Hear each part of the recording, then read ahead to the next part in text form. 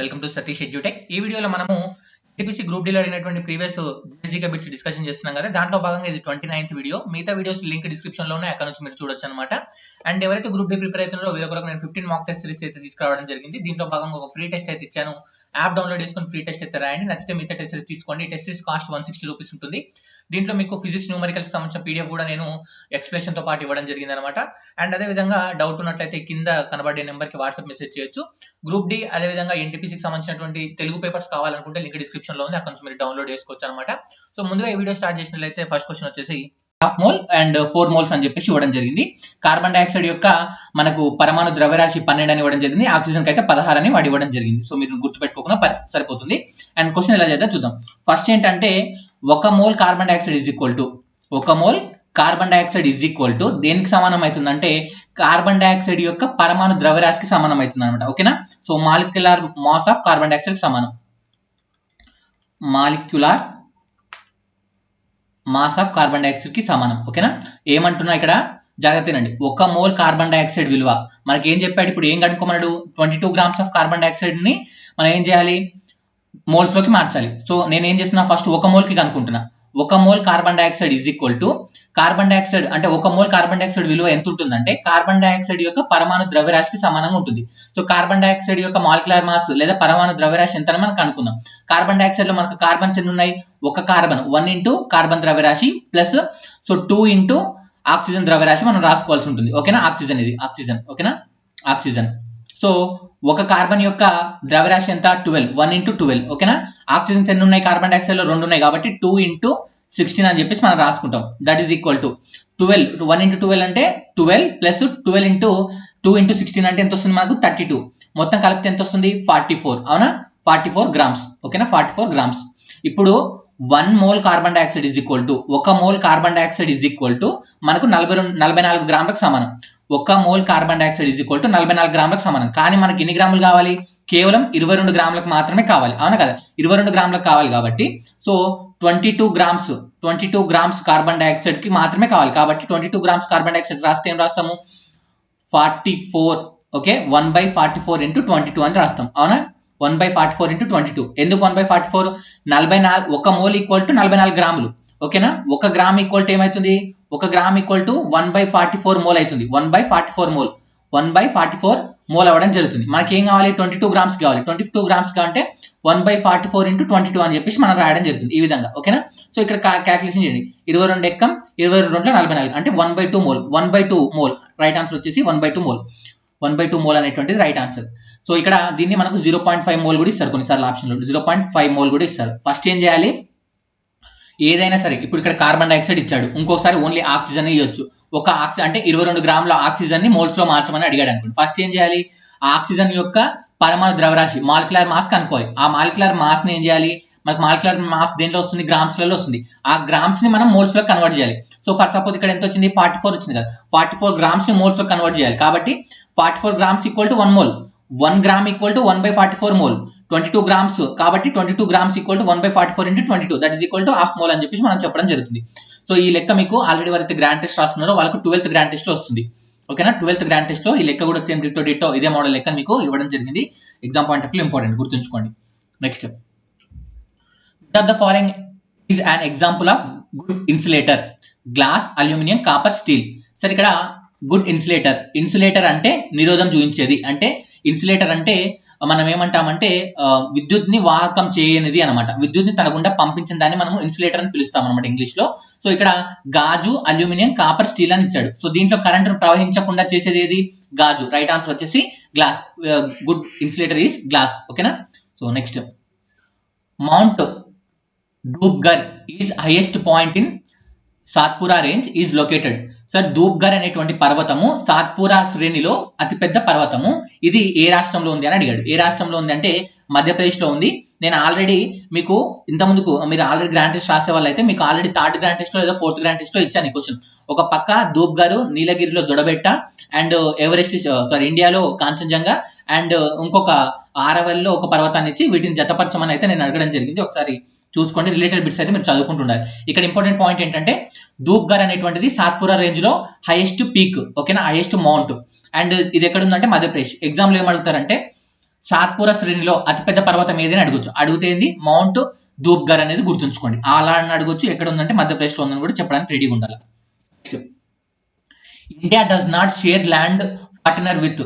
India అనేటువంటిది ఈ క్రింది దేశాలలో ఏ దేశంతో భూభాగాన్ని కలుసుకొని లేదు అని అడుగుతున్నారు. ఆఫ్ఘనిస్తాన్, బంగ్లాదేశ్, చైనా, శ్రీలంక అని ఇచ్చాడు. రైట్ ఆన్సర్ వచ్చేసి శ్రీలంకతో మనకు బార్డర్ లైన్ అనేటువంటిది లేదు. ఓకేనా. Next, the literary source of Mauryan period includes Indica and pillar edicts, rock edicts, coins, అర్థశాస్త్రాన్ని ఇచ్చారు. ఏమడుగుతుందంటే మౌర్య సామ్రాజ్య కాలంలో మనకు సాహిత్య రచనలలో ముఖ్యమైనది ఇండికా, మరొక గ్రంథం ఏది అని అడుగుతారు. ఇండికా మరియు అర్థశాస్త్రం ఈ రెండు కూడా మనకు ఈ మౌర్య కాలంలో చాలా చాలా ఇంపార్టెంట్. ఇండికా అనేటువంటి గ్రంథాన్ని ఎవరు రచించారు మీకు తెలిస్తే కామెంట్ మాత్రం చేయండి. చాలా చాలా ఇంపార్టెంట్. నేను ప్రీవియస్ వీడియోలో కూడా చెప్పాను. ఇంపార్టెంట్ బుక్స్ పైన చేశాను ఒక వీడియో. చూడని వాళ్ళు ఉంటే ఇక్కడ ఐ సింబల్ పైన క్లిక్ చేసి చూడండి. మన యాప్ లో 25 వీడియోస్ ఫ్రీ ఇచ్చారు కదా, దాంట్లో కూడా నేను ఒక వీడియో ఇచ్చాను. ప్రీవియస్ ఇంపార్టెంట్ బిట్స్ అడిగినాయి, అది కూడా చూడండి. Okay. Next, dash in Uttar Pradesh famous for glass and bangle works. Uttar Pradesh లోని ఏ నగరం లేదంటే ఏ ప్రాంతము గ్లాసు మరియు బ్యాంగిల్స్ అంటే గాజుల ఉత్పత్తికి ఫేమస్ అని అడిగారు. ఏదంటే ఫిరోజాబాద్. ఓకేనా, Firozabad. Next, LK Advani is known for it contribution in which of the following fields. LK Advani గారు ఏ రంగానికి చెందినవారు? Social activism, politics, music, sports అని ఇచ్చారు. రైట్ ఆన్సర్ వచ్చేసి పాలిటిక్స్. ఓకేనా, రాజకీయ రంగంలో ఎల్కే అద్వానీ గారు ఫేమస్. ఇది ఎందుకు తీసుకున్న బిట్, ఈజీ బిట్టే కానీ. సో ఇక్కడ ఎల్కే అద్వానీ గారి ప్లేస్ లో చాలా కొత్త రాజకీయ నాయకుల పేర్లు కానీ, కొత్తగా స్పోర్ట్స్ లో వచ్చినటువంటి పర్సన్స్ కానీ, లేదంటే రీసెంట్ గా ఐపీఎల్ ఆడుతున్నారు కదా, ఐపీఎల్ ఎవరైనా సంచలనంగా బ్యాటింగ్ కానీ బౌలింగ్ కానీ మంచి పేరు తెచ్చుకున్నారు అనుకోండి, వాళ్ళకి సంబంధించినటువంటి పేరు ఇచ్చి వాళ్ళు ఏ రంగానికి చెందినవారు, క్రికెట్, హాకీ, ఫుట్బాల్ లేదంటే టెన్నిస్, ఈ విధంగా కూడా ఇస్తారనమాట. సో అలా కూడా మీరు కవర్ చేసుకోండి. ఇంపార్టెంట్. న్యూస్ పేపర్లో ఉన్న పర్సన్స్ చాలా చాలా important. Next, who wrote the epic Ramayana. రామాయణాన్ని రచించింది ఎవరు? వాల్మీకి, తెలిసిందే. కాకపోతే ఇలాంటి ఈజీ బిట్స్ కూడా అడిగారని చెప్పడం కొరకు తీసుకున్నా. Next, Kalbelia is popular dance of which of the following states. Kalbelia dance అనేటువంటిది ఈ క్రింది రాష్ట్రాలలో ఏ రాష్ట్రంలో ఫేమస్ అని అడిగారు. మణిపూర్, గుజరాత్, రాజస్థాన్ ఇచ్చాడు. రైట్ ఆన్సర్ వచ్చేసి రాజస్థాన్. నేను ఆల్రెడీ ముఖ్యమైన డాన్స్ ఫామ్ పైన ఒక వీడియో చేశాను. ఆల్మోస్ట్ 3 లక్షల మంది చూసారు ఆ వీడియో. చాలా చాలా ఇంపార్టెంట్. దాంట్లో మాక్సిమం ఇంపార్టెంట్ అన్ని కూడా నేను కవర్ చేయడం జరిగింది. సో కల్బేలియా ఇగో ఆ వీడియోలోని స్క్రీన్ షాట్ ఇది. రాజస్థాన్ యొక్క ఫేమస్ డాన్స్ ఫామ్స్ వచ్చేసి కింద ఇచ్చాను చూడండి. కల్బేలియా, ఓకే, గూమర్, చక్రి, గంగౌర్, జులాన్, అదేవిధంగా సుసిని. ఓకేనా, ఇవన్నీ కూడా రాజస్థాన్ ఫేమస్ డాన్స్ ఫామ్స్. ఇప్పుడు కల్బేలియా అడిగాడు, నెక్స్ట్ ఎగ్జామ్ లో గూమర్ అడగొచ్చు, తర్వాత చక్రి అడగొచ్చు, తర్వాత గంగౌర్ అడగొచ్చు. సో ఇవన్నీ కూడా మీరు నోట్ డౌన్ చేసుకోండి, రిలేటెడ్ బిట్స్ కూడా. ఓకేనా. సో ఇంపార్టెంట్ అయితే కల్బేలియా, గూమర్ ఈ రెండు కూడా ఫేమస్ ఇక్కడ రాజస్థాన్ లో. Next, biography of Nelson Mandela is titled. Sir ముఖ్యమైన బయోగ్రఫీస్ అంటే ఆత్మకథలు ఏవైతున్నాయో ఆత్మకథల యొక్క పేర్లు ఇంపార్టెంట్ అనమాట. సో నెల్సన్ మండేలా యొక్క ఆత్మకథ పేరు ఏం పేరు అంటే లాంగ్ వాక్ టు ఫ్రీడమ్. నేను ఆల్రెడీ వీడియో చేశాను. Autobiographies in Telugu Satish edutech అని మీరు యూట్యూబ్ లో సెర్చ్ చేస్తే మన వీడియో వస్తుంది, చూడొచ్చు మీరు. సో ఇది లాంగ్ వాక్ టు ఫ్రీడమ్ అనేటువంటిది నెల్సన్ మండేలా గారి యొక్క జీవిత చరిత్ర పుస్తకం. సో మడిబా ఇది కూడా అడిగారు ప్రీవియస్ లో. ఏ విధంగా అడిగారంటే నెల్సన్ మండేలాకి సౌత్ ఆఫ్రికాలో కలిగినటువంటి మరొక పేర్లు అంటే సౌత్ ఆఫ్రికా ప్రజలు ముద్దుగా నెల్సన్ మండేలా గారిని ఏమని పిలుచుకుంటారని అడిగారు. మడిబా. ఓకేనా, Madiba. Next, what is the full form of AIDS. AIDS యొక్క ఫుల్ ఫామ్ ఏంటి అని అడిగారు. ఎయిడ్స్ యొక్క full form acquired immunodeficiency syndrome. Acquired immunodeficiency syndrome చాలా చాలా ఇంపార్టెంట్. మళ్ళీ చెప్తున్నాను, acquired immunodeficiency syndrome. Option లో కన్ఫ్యూజ్ కాకండి. అండ్ అదేవిధంగా హెచ్ఐవి ఫుల్ ఫామ్ కూడా మనకు అడుగుతారు. హెచ్ఐవి యొక్క ఫుల్ ఫామ్ ఏంటి? Human immunodeficiency virus. హెచ్ఐవిలో హెచ్ అంటే హ్యూమన్, ఐ అంటే ఇమ్యూనో, ఓకేనా, డి అంటే డిఫిషియన్సీ. యాక్చువల్లీ డి అనేటువంటి వర్డ్ ఉండదు, వి అంటే వైరస్. ఓకేనా, హ్యూమన్ ఇమ్యూనో డిఫిషియన్సీ వైరస్. అదేవిధంగా ఎయిడ్స్ కానీ హెచ్ఐవికి కానీ ఇచ్చేటువంటి ట్రీట్మెంట్ పేరు ఏం పేరు అని ప్రీవియస్ లో అడిగారు. ఆ ట్రీట్మెంట్ పేరు ఏం పేరు అంటే ఏఆర్టీ ట్రీట్మెంట్. ఏఆర్టీ ట్రీట్మెంట్ అంటే ఏంటంటే, ఏ అంటే మనకి ఏంటంటే యాంటీ రిట్రోవల్ థెరపీ. రాసుకోండి, యాంటీ రిట్రోవల్ థెరపీ. ఇది ఎక్కడ ఉంటుందంటే 12th క్లాస్ ఎన్సీఆర్టీ బయాలజీలో ఉంటుంది. ఎన్సీఆర్టీ బయాలజీలో నుంచి తీసుకొచ్చినటువంటి బిట్టు. సో ఏఆర్టీ యాక్చువల్గా ఇది ప్రీవియస్ లో అడిగారు కూడా. ఏఆర్టీ సార్ ఎయిడ్స్ చికిత్సలో ఉపయోగించేటువంటి పద్ధతి ఏది అని ఇచ్చి ఆప్షన్ లో ఏఆర్టీ అని ఇవ్వచ్చు, లేదంటే మనకు యాంటీ రిట్రోవల్ థెరపీ అని కూడా ఉండొచ్చు. ఎలా ఉన్నా రైట్ ఆన్సర్ ఇవ్వాలి మీరు. Next, classification of elements is important. Why? Because so మూలకాల వర్గీకరణ అనేటువంటిది ఇంపార్టెంట్. ఎందుకు? To understand their atomic number, పరమాణు నెంబర్స్ తెలుసుకోవడం, పరమాణు సంఖ్య తెలుసుకోవడం కొరక, లేదంటే to understand functions of their elements, మూలకాల యొక్క పనితీరు తెలుసుకోవడం కొరక, to study of their electron configuration, మూలకాల యొక్క ఎలక్ట్రాన్ విన్యాసం తెలుసుకోవడం కొరక, to study properties of elements conveniently, మూలకాల యొక్క ధర్మాలు తెలుసుకోవడం కొరకు విభజించామని మనకు అడిగారు అనమాట. సో రైట్ ఆన్సర్ వచ్చేసి classification of elements is important to study properties of elements conveniently. Option 4 అనేటువంటిది రైట్ ఆన్సర్. మూలకాల యొక్క ధర్మాలు తెలుసుకోవడం కొరకు ఈ యొక్క క్లాసిఫికేషన్ ఎలిమెంట్, మూలకాల వర్గీకరణ అనేటువంటిది చేయడం జరిగింది. ఓకేనా? సో మూలకాల వర్గీకరణ ఎందుకు ముఖ్యం అంటే మూలకాల యొక్క ధర్మాలు, భౌతిక ధర్మాలు కానీ రసాయన ధర్మాలు కానీ తెలుసుకోవడానికి ఇవి చేయడం జరిగింది అనమాట. ఓకేనా? పీరియాడిక్ టేబుల్ పైన 3 క్లాసెస్ ఉన్నాయి, చూడాలి మీరు. Next, Newton first law of motion దీనికి తెలుపుతుంది. రైట్ ఆన్సర్ వచ్చేసి లా of inertia. Law of inertia. So దీన్నే ఇంగ్లీష్ లో అయితే లా ఆఫ్ ఇనర్షియా అంటారు. న్యూటన్ మొదటి గమనీయానికి ఏమని పేరు? Law of inertia. అండ్ అదే తెలుగులో అయితే జడత్వ నియమం అంటాం. జడత్వ నియమము. ఈ జడత్వ నియమంలో మనకు గమన జడత్వం అని ఉంటుంది, నిశ్చల జడత్వం అని ఉంటుంది. ఈ 2 జడత్వాలు ఇంపార్టెంట్. ఎందుకంటే ఇప్పుడు బస్సు మూవ్ అవుతుంది అనుకోండి, సడన్ గా బ్రేక్ వేసాం అనుకోండి, మనిషి ముందుకు జరుగుతాడు, అవునా కదా? సో లేదంటే సడన్ గా బస్సు కదిలింది అనుకోండి, మనిషి వెనక్కి జరుగుతాడు. సో ఈ విధంగా జరగడం కారణం ఏంటి? జడత్వం అనమాట. దీంట్లో గమన జడత్వం ఉంటుంది, స్థిర జడత్వం ఉంటుంది. చలనం అనేటువంటి టాపిక్, మోషన్ అనేటువంటి టాపిక్ నేను వీడియో చేశాను, ప్లేలిస్ట్ లోకి వెళ్ళి చూడండి. ఓకేనా? So first law of motion ఇంకొక పేరు ఏం పేరు? Law of inertia. దీన్నే మనము జడత్వ నియమం అని కూడా పిలుస్తాము. Next, important easy bit. The weight of an object is 98 newtons. What is its mass on earth? So ఇక్కడ ఏమడుగుతుందంటే ఒక వస్తువు యొక్క భారం, వెయిట్ అంటే భారం అండి. ఓకేనా? వెయిట్ అంటే ఏంటి? ఈ తెలుగులో భారము అని పిలుస్తాము. సో భారం equal to M into G. M అంటే ఏంటంటే మాస్, మాస్ అంటే ద్రవ్యరాశి, అండ్ జి అంటే మనకు gravitational value. G equal to 9.8 అని చెప్పేసి మనకు ఆల్రెడీ ఇక్కడ ఇచ్చాడు అనమాట. సో మనకి ఏమడుగుతుండు? మాస్, ద్రవ్యరాశిని అడుగుతుండు. ఈ యొక్క భారం ఎంత? 98 న్యూటన్. 98 న్యూటన్. సో ఇక్కడ ఏమొస్తుంది? 98/9.8. దీని ఏం రాసుకోవచ్చు? 98 ఇంటూ 10/98 అని రాసుకోవచ్చా? సో ఈ 98 కట్ అయిపోతే ఏముంటుంది? 10 kg. ఓకేనా? రైట్ ఆన్సర్ వచ్చేసి 10 kg అని మనం చెప్తాం. ఈజీ లెక్క. Next, which one of the below is not an property of acid? ఈ క్రింది వాటిలో యాసిడ్ యొక్క ధర్మం కానిది అని అడుగుతున్నాడు. ఆమ్లం యొక్క ధర్మం కానిది అని అడుగుతుండు. The presence of turns red litmus to blue. Acid ఏం చేస్తుందంట? రెడ్ లిట్మస్ ని బ్లూగా మారుస్తుందా అని అడుగుతుండు. సో యాసిడ్ అనేటువంటిది బ్లూ లిట్మస్ ని రెడ్ గా మారుస్తుంది. సో యాసిడ్ పడితే ఎర్రగా అవుతుంది కదా, అలా అని గుర్తుపెట్టుకోండి. ఎప్పుడే కానీ యాసిడ్ అనేటువంటిది రెడ్ కలర్ లోకి మారుస్తుంది దేన్ని? బ్లూ లిట్మస్ ని. అండ్ ఇది రైట్ ఆన్సర్ మనకు. అంటే ఇక్కడ రైట్ ఆన్సర్ యాక్చువల్ గా అయితే ఇక్కడ ఏమడిగాడు? నాట్ రైట్ అన్నాడు కదా, నాట్ రైట్. కాబట్టి రెడ్ లిట్మస్ ని బ్లూగా మార్చేది అనేది రాంగ్. ఇంకేమున్నాయి ఆప్షన్లు? ఇది ఎలక్ట్రోలైట్ గా పనిచేస్తుంది. ఎస్, ఎలక్ట్రోలైట్ గా పనిచేయడం జరుగుతుంది. And they crore metal surfaces slowly. Crore means ఇక్కడ కెరోడ్ అని ఇచ్చాడు కదా, ఈ కెరోడ్ మీన్స్ అంటే ఈ కెరోడ్ మెటల్ సర్ఫేస్ అంటే ఏంటంటే డ్యామేజ్ చేయడం అనమాట. డ్యామేజ్ చేస్తుంది మెటల్ సర్ఫేస్. ఏవైతే లోహాలు ఉన్నాయో లోహాల సర్ఫేస్ పైన వేసినప్పుడు అవి మెల్లగా వాటిని డ్యామేజ్ కూడా చేయడం జరుగుతుంది అనమాట. ఇక్కడ ఆమ్లాలు క్షారాల పైన, యాసిడ్ బేసిస్ పైన క్లాస్ చేశాను, సార్ చూడండి. Next, which state is India in the leading producer of tea? Tea యొక్క ఉత్పత్తిని అత్యధికంగా చేసేటువంటి రాష్ట్రం ఏది అని అడిగారు. Right answer Assam. దీని గురించి ఎక్కువ మాట్లాడాల్సిన అవసరం లేదు. Next, one of these not is ఆల్కైల్ ఎర్త్ మెటల్స్. సార్ ఇక్కడ ఇంపార్టెంట్, ఆల్కైల్ earth metals, alkali earth metals. Sir ఇక్కడ చూడండి, ఒకటి ఆల్కేన్ మెటల్స్. ఓకేనా? ఆల్కాలి మెటల్స్ అంటారు, ఆల్కేన్ మెటల్స్ అంటారు. ఓకేనా? ఆల్కాలి మెటల్స్ అంటే ఫస్ట్ గ్రూప్ పీరియాడిక్ టేబుల్ లో ఫస్ట్ గ్రూప్ ని ఆల్కాలి మెటల్స్ అంటాము. ఆల్కాలి ఎర్త్ మెటల్స్ అంటే ఏంటంటే ఆల్కలైన్ ఎర్త్ మెటల్స్ అంటే ఏంటంటే సెకండ్ గ్రూప్ అంటాం.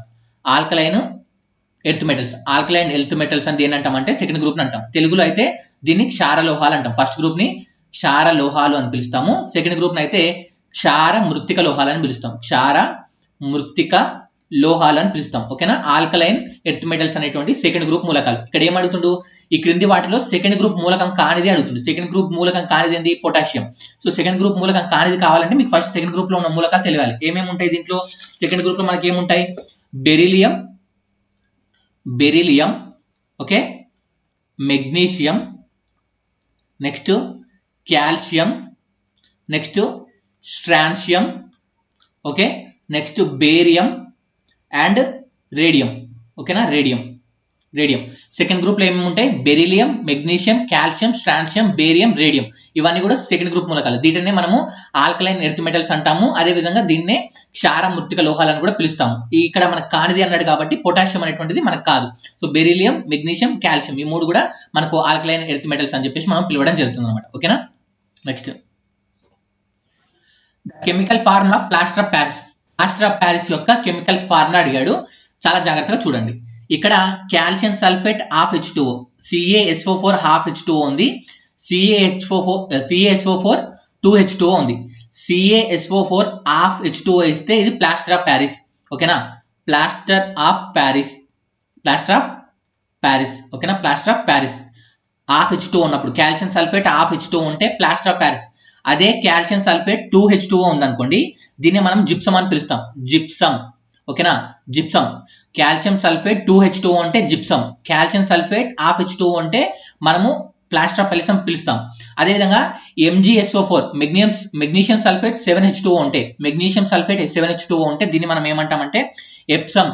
ఎప్సమ్ ఎప్సమ్ లవణం అని పిలుస్తాం. ఎప్సమ్ లవణం. ఓకేనా.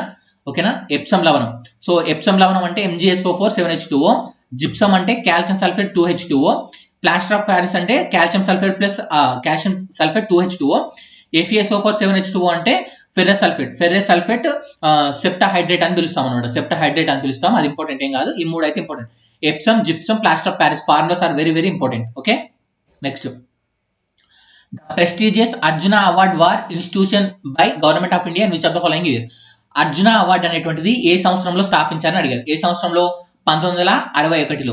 ఇప్పుడు ఈ 2020లో మనకు అర్జున అవార్డ్స్ ఎవరికి ఇచ్చారు, ఏ రంగంలో ఇచ్చారు, అదేవిధంగా ద్రోణాచార్య అవార్డు ఎవరికి ఇచ్చారు, అదేవిధంగా మనకు లైఫ్ టైమ్ అచీవ్మెంట్స్ ఎక్కడ ఇచ్చారు, ఎప్పుడు ఇచ్చారు, అండ్ ఎవరెవరికి ఇచ్చారు, ఏ రంగానికి చెందిన వారికి ఇచ్చారు, ఇవన్నీ కూడా ఒకసారి చూసుకోండి అవార్డ్స్ లో. ఓకేనా. అర్జున అవార్డు అయితే 1961లో రావడం జరిగింది. Next find the odd one out. ఈ క్రింది వాటిలో భిన్నమైనది. Retardation, డిసిలరేషన్ and negative acceleration, positive acceleration. Retardation అంటే మాంద్యత, తెలుగులో అయితే మాంద్యత అంటాం. డిసిలరేషన్ అన్నా కూడా మాంద్యతనే, నెగిటివ్ యాక్సిలరేషన్ అంటే రుణత్వరణం, పాజిటివ్ యాక్సిలరేషన్. వీటిలో భిన్నమైనది ఏంటి అంటే పాజిటివ్ యాక్సిలరేషన్. ఓకేనా. సో రిటార్డేషన్ అన్నా, డిసిలరేషన్ అన్నా, నెగిటివ్ యాక్సిలరేషన్ అన్నా ఒకటే. ఈ మూడు కలిపి ఒకటే అనమాట. ఈ 3 are same. Retardation equal to deceleration equal to negative acceleration, are same. Negative acceleration కున్న ఇంకొక పేరే రిటార్డేషన్ అనమాట. దానికి ఇంకొక పేరు డిసిలరేషన్. ఓకేనా. రుణత్వరణానికి గల ఇంకొక పేరు ఏం పేరు అంటే మాంద్యత. మాంద్యత అన్న, రిటార్డేషన్ అన్న, డిసిలరేషన్ అన్న, నెగిటివ్ యాక్సిలరేషన్ అన్న ఒకటే. మొత్తం 5 పేర్లు ఉన్నాయి ఇక్కడ. ఓకేనా. సో రుణత్వరణం, నెగిటివ్ యాక్సిలరేషన్, డిసిలరేషన్, రిటార్డేషన్, మాంద్యత. ఓకేనా. ఈ 5 పేర్లు కూడా ఒకటే దానికి పేరు నెగిటివ్ యాక్సిలరేషన్, రుణత్వరణానికి గల పేర్లు అనమాట. ఓకేనా. Next with reference to Indian economy what is the full form of FDI. భారత ఎకానమీ ప్రకారం, ఓకేనా, ఆర్థిక శాస్త్రం ప్రకారం లేదంటే భారతదేశం యొక్క ఎకానమీ ప్రకారం FDI అంటే ఏంటి? FDI అంటే foreign direct investment. Foreign direct investment అంటే విదేశీ ప్రత్యక్ష పెట్టుబడులు అంటాం. విదేశీ ప్రత్యక్ష పెట్టుబడులు అంటే భారతదేశంలో విదేశాల నుంచి ఏదైనా పెట్టుబడి వస్తే దాన్ని FDI అని పిలుస్తాము. FDI ఫుల్ ఫామ్ ఏంటంటే ఫారిన్ డైరెక్ట్ ఇన్వెస్ట్మెంట్. చాలా చాలా ఇంపార్టెంట్ వర్డ్. ఓకేనా. ఆప్షన్లలో మిమ్మల్ని కన్ఫ్యూజ్ చేస్తారు. ఇప్పుడు నేను చెప్తున్నప్పుడు ఈజీ అనిపించచ్చు కానీ మీకు. Next name of the group and period of modern periodic table which is carbon placed. ఇది చాలా చాలా ఇంపార్టెంట్. పీరియాడిక్ టేబుల్ మీరు ఎందుకు నేర్చుకోవాలంటే ఇలాంటి క్వశ్చన్ అడిగినప్పుడు ఎవరు చేయకపోతే మీరు చేయాలి కాబట్టి. ఓకేనా. So name of the group and period. So ఇక్కడ కార్బన్ అనేటువంటిది ఉంది కదా, ఇది కార్బన్. సో మనకు పీరియాడిక్ టేబుల్ ఉంది కదా, పీరియాడిక్ టేబుల్ లో ఈ నిలువు వరుసలను, ఓకేనా, ఈ నిలువు వరుసలను ఏమని పిలుస్తాం మనము? గ్రూప్స్ అని పిలుస్తాం. అవునా కదా, గ్రూప్స్. ఈ యొక్క అడ్డు వరుసలు ఉంటాయి కదా, ఈ యొక్క అడ్డు వరుసలు మనం ఏమని చెప్తాం? పీరియడ్స్ అని చెప్పేసి పిలవడం జరుగుతుంది. ఓకేనా. పీరియడ్ అని పిలవడం జరుగుతుంది. మనకు కార్బన్ అనేటువంటిది ఏ పీరియడ్ లో ఏ గ్రూప్ లో ఉంది అని అడిగాడు. ఏ గ్రూప్ లో ఉంది? ఇది సెకండ్ పీరియడ్ లో ఉంటుంది. Second period. అదే విధంగా మనకు 14th గ్రూప్ లో ఉంటుంది. 14th గ్రూప్ లో ఉంది. సార్ నేను ఒక యాప్ లింక్ ఇచ్చాను కింద, అక్కడ మీకు టెస్ట్ సిరీస్ అందుబాటులో ఉంది. అక్కడ మీరు టెస్ట్ సిరీస్ కొనకపోయినా నేను ఒక 25 వీడియోస్ ఫ్రీగా ఇచ్చాను. 25 వీడియోస్ లో ఫస్ట్ 3 వీడియోస్ పీరియాడిక్ టేబుల్ పైన ఉన్నాయి. ఆ 3 వీడియోల్లో చూడండి ఇలాంటి క్వశ్చన్ నేను చెప్పానా లేదా మీకే తెలుస్తుంది. పీరియాడిక్ టేబుల్ పైన ఎలాంటి క్వశ్చన్స్ అడిగారని కూడా క్లియర్ చేశాను. So carbon is placed second period and 14th group. And some times మనకి ఏం అడుగుతారంటే ఈ ఆర్గాన్ కానీ క్రిప్టాన్ కానీ ఎక్కడ ఉంది అని అడుగుతాడు అనమాట. సో జడవాయువుల పైన ఇంతకుముందుకు వీడియోలో చెప్పాను కదా, అది కూడా చూసుకోండి. Next dash is change in velocity per unit time. వేగంలో మార్పుని ఏమంటాము, వేగంలో మార్పు రేట్ని ఏమంటాం యాక్సలరేషన్. యాక్సలరేషన్ అంటే త్వరణం. ఏమని పిలుస్తాం, వేగంలో మార్పు రేట్ని మనం ఏమంటాం యాక్సలరేషన్ లేదా త్వరణం అని చెప్పేసి పిలవడం జరుగుతుంది. Next, the following paintings is famous in Bihar. Bihar లో ఫేమస్ అయినటువంటి పెయింటింగ్ పేరు ఏం పేరు అని అడిగారు. రైట్ ఆన్సర్ వచ్చేసి మధుబని. మధుబని పెయింటింగ్ అనేటువంటిది చాలా చాలా ఫేమస్. ఇది మీకు 6th క్లాస్ ఎన్సీఆర్టీలో ఉంటుంది. 6th class NCERT social book లో 3rd లెసన్ లేదా 4th లెసన్ లో వస్తుంది అనమాట. ఎవరైతే గ్రూప్ డీకి ప్రిపేర్ అవుతున్నారో వాళ్ళ కొరకు నేను 15 మాక్ టెస్ట్లు అయితే కండక్ట్ చేయడం జరుగుతుంది. దీంట్లో భాగంగా ఒక ఫ్రీ మాక్ టెస్ట్ అయితే ఇచ్చాను. సో యాప్ ఇన్స్టాల్ చేసుకొని ఫ్రీ మాక్ టెస్ట్ ఎవరైతే రాయలేదో రాయండి. సో రాసిన తర్వాత మిగతా టెస్ట్ సిరీస్ తీసుకోవచ్చు. ఈ టెస్ట్ సిరీస్ లో మీకు 15 టెస్టులు ఉంటాయి, అన్ని తెలుగు లాంగ్వేజ్ లో ఉంటాయి. అండ్ ప్రతి టెస్ట్ మీరు 3 టైమ్స్ రాసుకోవడానికి అవకాశం ఉండడం జరుగుతుంది. ఈ 15 టెస్ట్లతో పాటు ఎక్స్ట్రాగా మీకు 1200 ప్రీవియస్ మ్యాథ్స్ బిట్స్ ఇవ్వడం జరుగుతుంది అనమాట. ఎక్స్ప్లెనేషన్ ఇవ్వడం జరుగుతుంది ప్రీవియస్ గ్రూప్ డి ఎన్టీపీసీలో అడిగిన బిట్స్.